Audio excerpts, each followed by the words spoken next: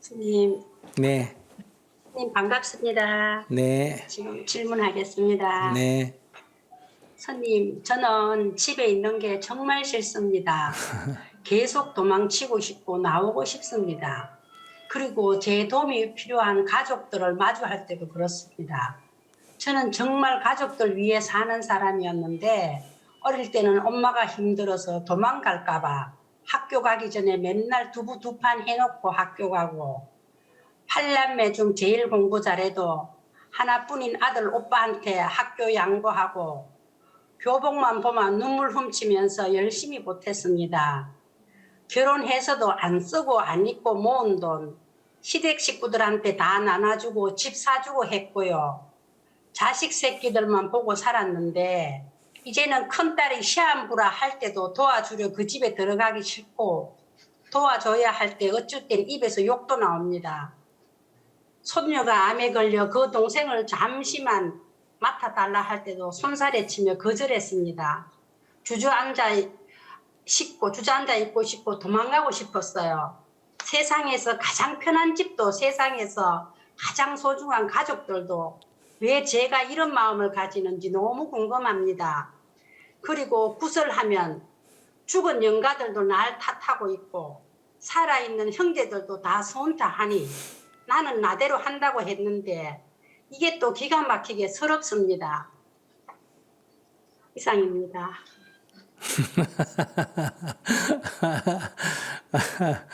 얘기하시는 거 보니까 괜찮습니다. 아무 문제도 없습니다.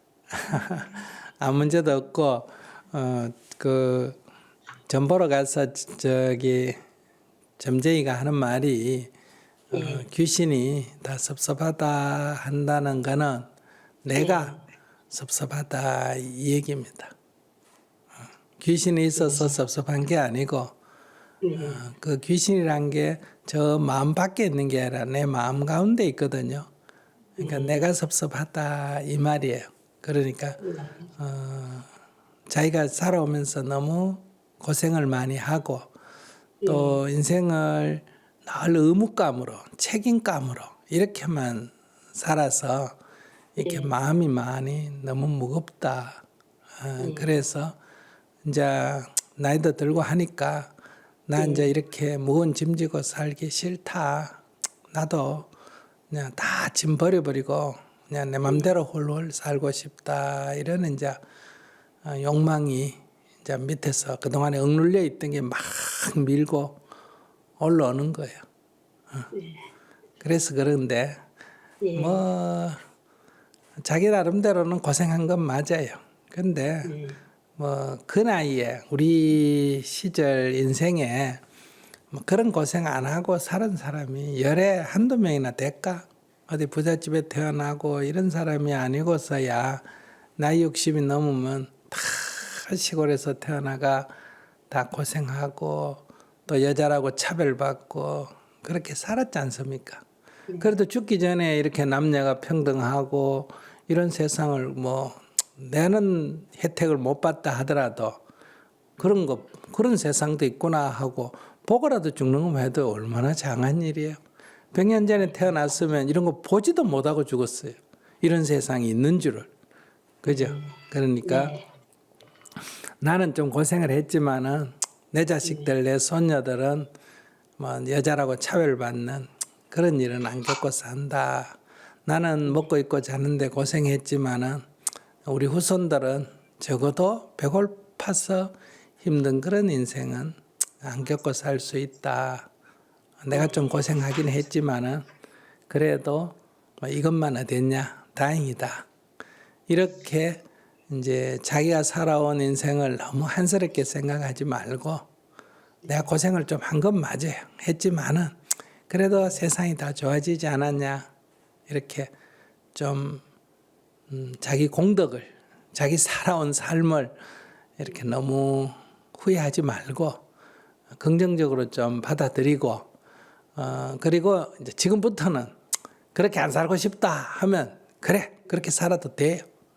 이제 홀홀 털고 사세요. 뭐 자식도 20살이 넘었으면 더 이상 안 돌봐도 돼요. 근데 뭐 결혼해가지고 손녀까지. 손녀는 저엄마가 돌봐야지 왜 자기가 돌봅니까? 아무런 의미가 없습니다. 이 자연 천하 만물계에 어미가 지 새끼를 돌보는 건 있지만은 손녀를 돌보는 그런 건 사람밖에 없습니다. 그러니까 그런 거 안 해도 돼요. 자연계에서. 그러니 이제 좀 자유롭게 산다. 그러고 집이 싫거든 절로 오세요. 절에 할 일 많습니다. 여기 오면 풀도 뽑아야 되고 밭도 매야 되고 일이 많아요.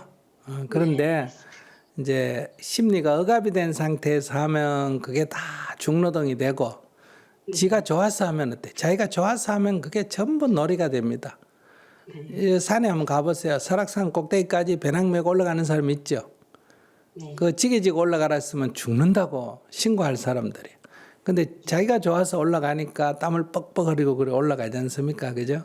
근데 자기는 지금까지 자기가 좋아서 한 게 아니고 이렇게 억지로 딸이니까 살아야 되니까 가족이니까 이렇게 억지로 해서 한 거지 뭐 특별히 더 고생한 거는 아니에요. 뭐 그렇게 열심히 일했는데 팔이 부러지지도 않았고 그렇게 뭐 열심히 했는데 다리가 부러진 것도 아니고 뭐 내가 보니까 뭐 허리가 휘어가지고 뭐 꼭 꼬부랑 할머니도 아니고 뭐 눈이 감긴 것도 아니고 이빨도 보니까 있고 뭐 아무 문제가 없어요. 근데 이제 그걸 의무적으로 하다 보니까 너무 심리가 억압이 됐다. 어쩌면 좀 이런 말씀하면 드리면 어떨지 모르지만 좀 병원에 가서 치료를 받아야 될 정도로 과거에 힘들게 살아온 게 상처가 됐다 이 얘기예요. 그러니까 오늘 저하고 대화한 뒤에 그래 내가 고생 좀 하긴 했다 맞다 네 고생했다 그런데 앞으로는 이제 안 살아도 되니까 내 마음대로 살겠다 이렇게 작심을 하고 그렇게 마음을 가지고 두 번째 내가 고생 좀 했지만은 그 결과로 우리 대한민국도 잘 됐고 우리 집안도 잘 됐지 않냐 그럼 됐다 보람이 있다 이 말이에요. 고생은 좀 했지만은 보람이 있다 이렇게 이제 지나간 일에 대해서 긍정적으로 생각을 하시고 그렇게 좀 홀가분하게 사시기 바라고요. 그렇게 해도 잘 안 되거든. 마음이 늘 이렇게 안 되면 병원에 가셔서 치료를 좀 받으셔야 돼요. 상담 치료도 받고 약물 치료도 좀 받고 해서 조금 그 마음의 상처 이거를 트라우마라 그러거든요.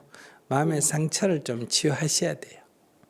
제가 볼 때는 뭐 혼자서 절하면서 그 다 나로 인해서 섭섭한 사람들 다 용서하시오. 나도 살라고 하니까 그렇습니다. 힘들었습니다.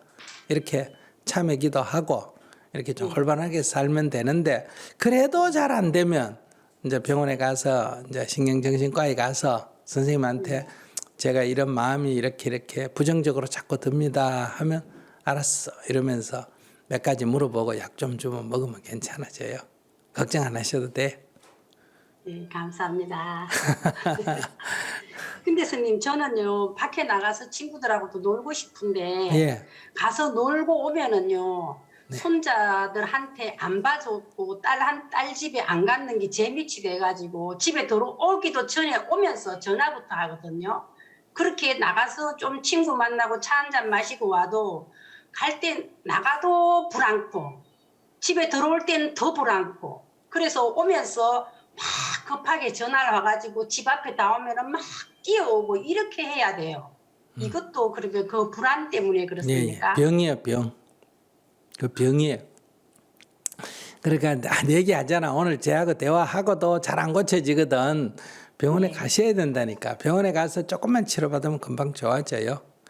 근데 자기는 이제 두 가지 마음이 있는 거예요. 하나는 가족을 위해서 어쨌든 책임지고 해야 된다는 그런 의무감으로 사는 거 하고 그거에 대한 반발로 나는 내 맘대로 살고 싶다. 눈치 안 보고 살고 싶다. 이런 두 가지가 다 이렇게 내부에서 충돌하고 있는 거예요.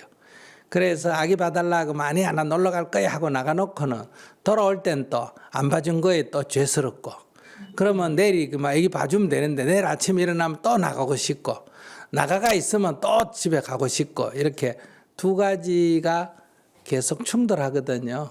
우리 누구나 다 그래요. 자기만 그런 게 아니라 얘기 들어보니 자기가 좀 심하네. 심하면 이제 누구나 다 있는데 조금 심하면 뭐라 그런다? 병이라 그래요. 아시겠습니까?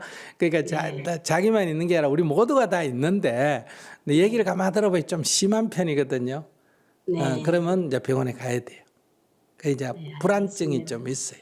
그러니까 심리적 억압도 있고, 네. 그 다음에 불안증도 좀 있고. 네. 그래서 안정제 좀 먹고 하면 괜찮아요. 그러니까 우선 기도하면서 이제 자기한테 칭찬을 해야 돼요. 어렵게 잘 태어나가지고 이제까지 살면서 그래 잘했다. 네 할 일 다 했다. 이래야지. 그래서 뭐 손자 안 봐주고 남편 안 돌봐주고 이런 거 갖고 미안해할 필요는 없습니다. 자기 할 일 마쳤다. 그래서 이제 나는 한가하다. 이런 마음을 가져야 돼요. 네. 그러니까 기도를 할 때 우선 저로 인해서 섭섭한 사람 다 제가 참여합니다 하고 한쪽으로는 자기 마음에 미안함이 있기 때문에 참여 좀 하고 다른 한쪽은 자기가 좀 당당해져야 되는데 저는 열심히 살았습니다. 내 할 일 다 했습니다. 이제 아무 할 일도 없습니다. 나는 한가한 사람입니다. 이렇게 자꾸 자기한테 암시를 줘야 돼요. 뭐라고? 나는 열심히 살았고 내 할 일 다 했고 일 다 이제 마쳤고 아무 할 일이 없다. 나는 한가하게 살겠다. 이렇게 마음을 가지면 집에 돌아올 때 불안하면 내 할 일 아니야. 난 할 일 다 마친 사람이야. 할 일이 없어. 이건 딸 일이지 내 일 아니야. 이렇게 딱 자기한테 주의를 주면 불안한 마음이 좀 가라앉을 거예요. 감사합니다. 아이고 고생하셨어요. 아이고 참. 좀 듣는 사람 젊은 사람 들으면 무슨 소린가 하지만은 우리 60대 이상 될 때는 시골에서 자라면 다 딸들은 초등학교 보내고 공부 잘해도 중학교도 안 보내고 중학교 나와도 대학교 안 보내고 이러고 아들은 공부를 못해도 다 돈 들여가지고 뒷문으로라도 대학에 넣어주고 이렇게 하거든요. 그 다음에 그렇게 공부만 시키고 논파라고 공부시키는 건 아니고 다 유산도 다 아들한테는 주고 딸은 출가 외인이라고 상속도 안 해주고 그거 요즘 관점에서 보면 참 문제지만 그래서 다 60, 70 되시는 분은 가슴에 다 이렇게 어머니가 너무 이렇게 어머니로부터 차별받은 거에 대한 원망이 있고 동시에 또 어머니가 돌봐준 정도 있고 그래서 미웠다가 또 보고 싶었다가 이래 두 가지 감정 애증이라 그러죠. 이게 막 가슴에서 늘 움직이는 거 저기 함께 움직이는 거예요. 그러니까 딱 미워만 지면 안 보면 되는데 안 보면 또 죄스럽고 그러면 뭐 보면 되는데 보면 또 미워지고 이런 것들이 대부분 다 병을 가지고 있습니다. 그러니까 이런 거를 이제 미워도 할 필요 없고 이제 미안해할 필요도 없고 두 가지를 다 버려야 됩니다. 스님 말씀을 듣고 제가 조금 더 노력을 하고 살아야겠다는 것을 다시 한번 생각했습니다. 막무가내로 내가 참아야 된다는 것만 알고 살았는데 스님 말씀을 들으니까 제가 좀 더 내려놓으면은 편하게 살 수 있는 길이 열릴 것 같아서 제가 좀 더 내려놓고 제가 더 너무 잘해야 된다는 그 압박에서 조금 벗어나고 싶고 그래야 되겠다고 생각이 듭니다. 그것도 병이에요. 칭찬받고 싶은 병. 착하다는 소리 듣고 싶은 병. 그거 심각합니다. 그 병 보통 병 아니에요. 그러니까 막 욕도 좀 얻어먹고 이렇게 사는 걸 해야지. 어릴 때부터 착하다 이 소리 듣고 싶어가지고 아이고 중병에 걸렸어요. 그 병 그 빨리 버려야 됩니다. 아시겠죠? 알겠습니다. 그다음에 또 노래 간다 그래. 노래 갈 필요가 없어요. 되는 대로 산다. 이렇게. 남 손에만 끼치고 막 되는 대로 대충 살겠다. 막 너무 정리정돈하고 너무 깔끔 떨고 이러지 말고 막 대충 그저 남 보기에 막 문제가 안 생기면 대충 산다. 이래야 자기 병이 고쳐진다 이 말이에요. 알았죠? 네, 명심하겠습니다. 네. 네.